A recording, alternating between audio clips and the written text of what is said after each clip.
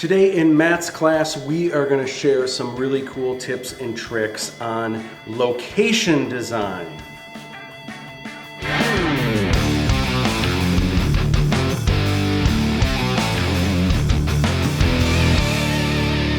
Today in your virtual classroom, I am hanging out with Phil Stone. And Phil is an incredible illustrator that works on a lot of cool gaming stuff for companies like Wizards of the Coast, working on games like Dungeons and Dragons. So today we're going to talk locations. And this is really cool because the gamut of locations, first of all, there's interiors and exteriors.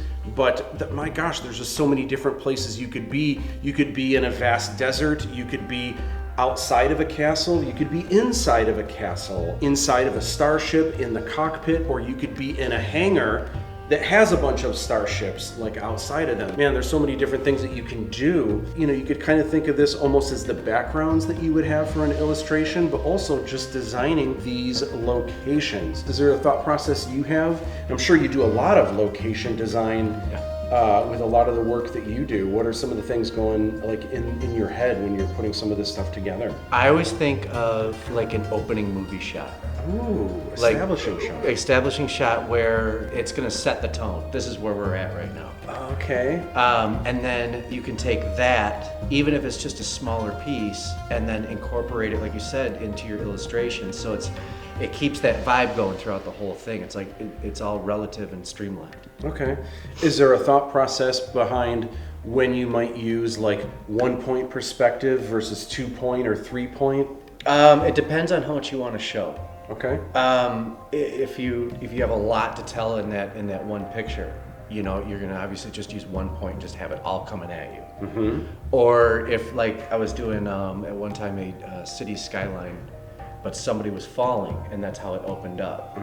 So now you're just taking it from one skyscraper's point of view in a 3-point perspective. Okay. Going all the way down, following this guy down, but you get the feel that it's, you know, it's a city. Yeah. Interesting. I love it. All right, well, let's hop to it. Let's design some cool landscapes for y'all.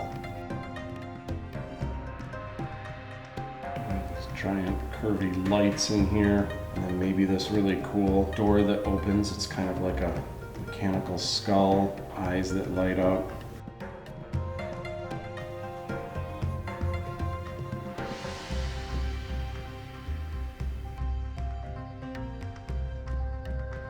So what I do is we're gonna actually build off of this in a couple of different shots. So the first thing I want to do is I want to create like a silhouette of a skyline, maybe like a hamlet.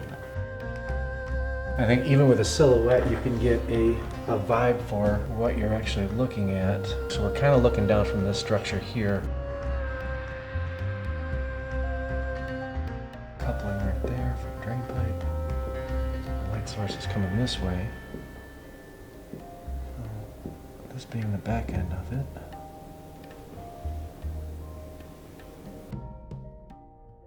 So what I'm trying to do now, I've got all of these chains that are kind of hanging randomly through this layer, but to really help show depth, I definitely want the chains that are closer to us. I'm putting kind of a thicker outline to kind of give the illusion that they're larger and in charger and closer to us.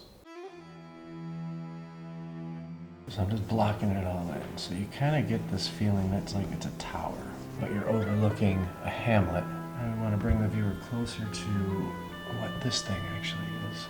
Throw a Dutch angle on it because things just aren't right in this tower. So you can see that this is not a curtain.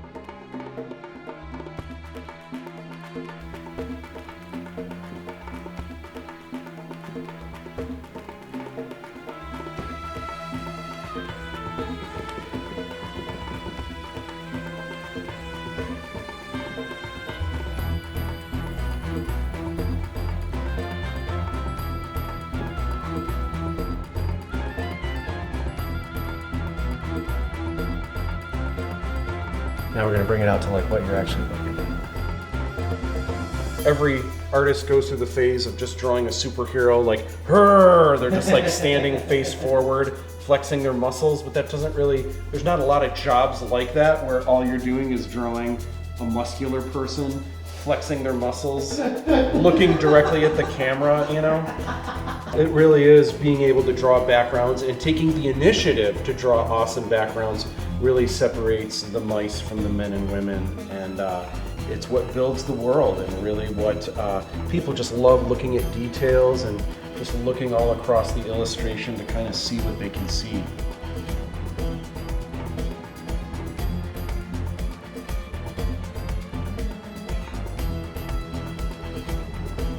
This is kind of a dark, dingy dungeon, but there's these giant lights, so to really help sell this, I really want to have a lot of contrast between what is light and what is falling back into the shadows.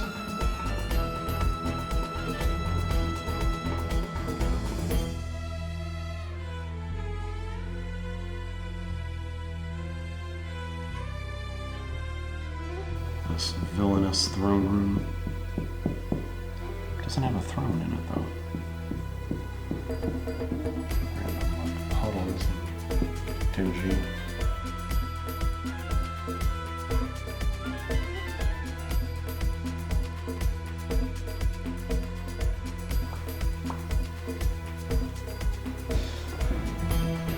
Oh, dang. So this is my torture area. Yes, it is. Of the Skanda Mafia.